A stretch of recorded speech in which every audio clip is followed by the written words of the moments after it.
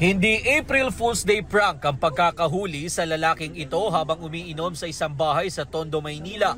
Siya ang itinuturong CEO ng DG Cars Auto Trading Company na umano'y nagsascam ng kanilang mga kliyente. May hawak kaming mga warrant of arrest. Yung isa estapa under RPC 315, yung isa naman syndicated estapa with itong ang suspect and 8 others, siguro mga cohorts niya with no bail recommended. Ayon pa sa pulisya, marami na ang nagtungo sa kanilang tanggapan para magsampa pa ng karagdagang reklamo laban sa akusado.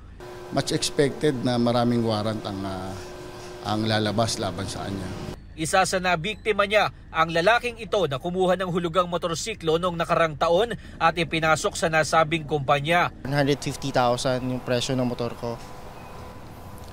Yung kalahati nun ay ida-down payment namin sa DG Cars. Usually 5,950 ang aking binabayaran sa kasa ay magiging 950 pesos na lang per monthly.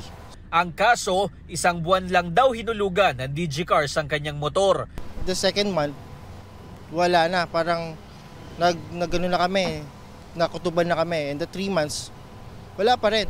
Hanggang pumalo na yung 4 months, nagsara na yung kanilang office. Sa halip na ipabatak ang motor, nagdodoble kayod ngayon ang biktima para makapaghulog sa kasa. Tumanggi namang humarap sa media ang akusado na nakapiit ngayon sa MPD 11 habang hinihintay ang commitment order ng korte. Payo ng pulisya sa iba pang nabiktima ng DG Cars Auto Trading Company, magsampa rin ng reklamo para mapalakas pa ang kaso laban sa akusado. Jomer Apresto nagbabalita para sa GMA Integrated News.